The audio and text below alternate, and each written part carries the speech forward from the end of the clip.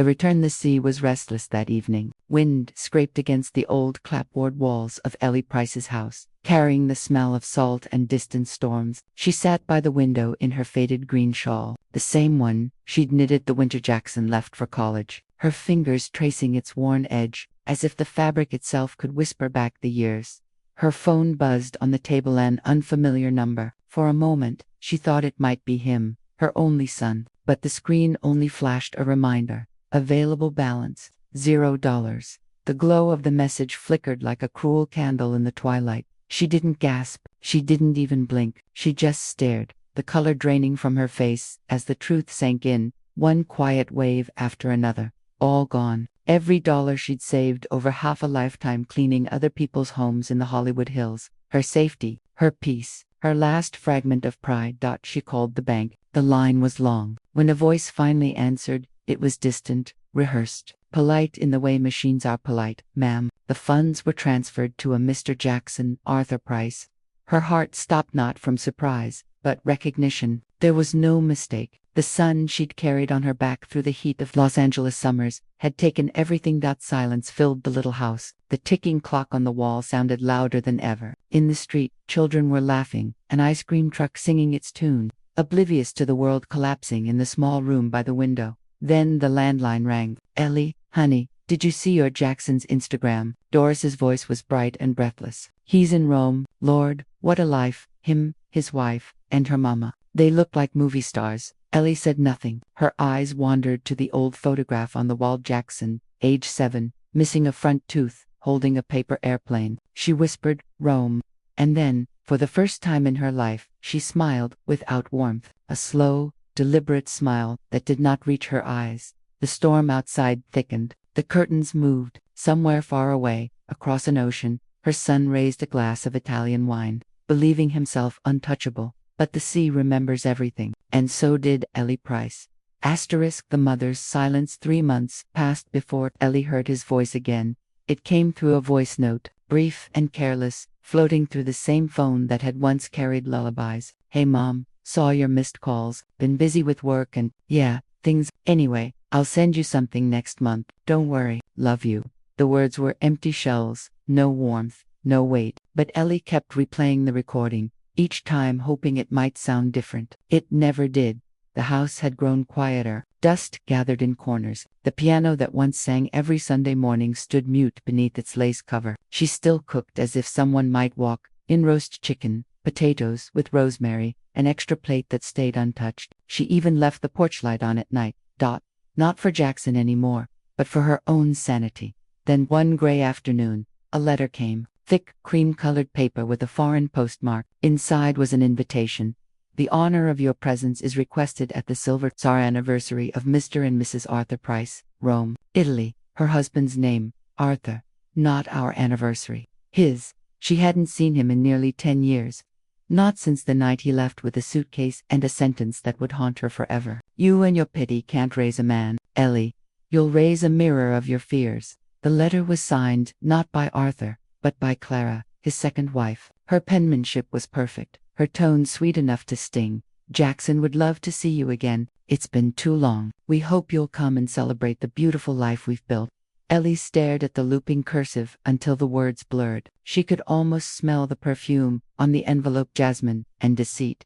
She folded the letter, placed it on the table beside her unpaid bills, and whispered, beautiful life. For 2 nights, she didn't sleep. She sat by the window watching the sea, the way it never stopped moving, never stopped returning to the same shore, no matter how far it strayed. On the 3rd morning, she called the travel agency in town. Her voice was calm. 1 ticket to Rome, please, one way. When she arrived, Rome shimmered in the afternoon, light ancient, proud, and full of ghosts. She walked through the narrow streets carrying a small suitcase and a photograph of Jackson, in his school uniform. At the hotel, she hesitated before giving her name. Ellie Price, she said softly. The receptionist looked up, surprised. Ah, Mrs. Price. They've been expecting you.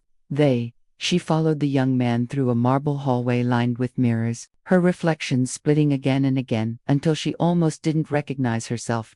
In the banquet hall, everything gleamed silver, balloons, white roses, crystal wine glasses catching the light. At the center stood a tall man with salt and pepper hair, laughing beside a woman in a sequined dress. Arthur, her husband, and Clara, the woman who'd replaced her.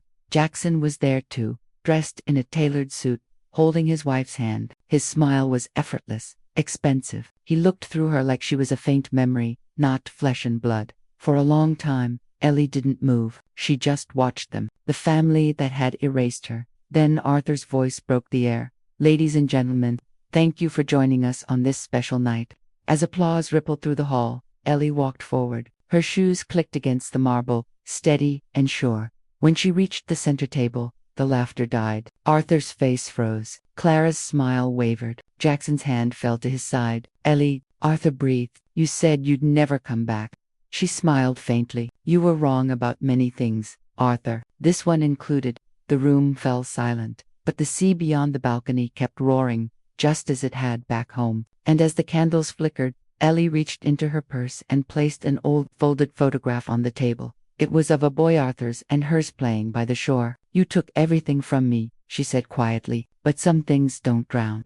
The echoes returned. No one spoke for a long moment, only the ocean outside, its restless breathing filling the silence. Arthur's guests didn't dare to break. Clara's diamond bracelet clinked against her glass as she whispered, "Security," but Ellie's calm stopped her. It wasn't loud, only certain. "Sit down, Clara. You might want to hear this too."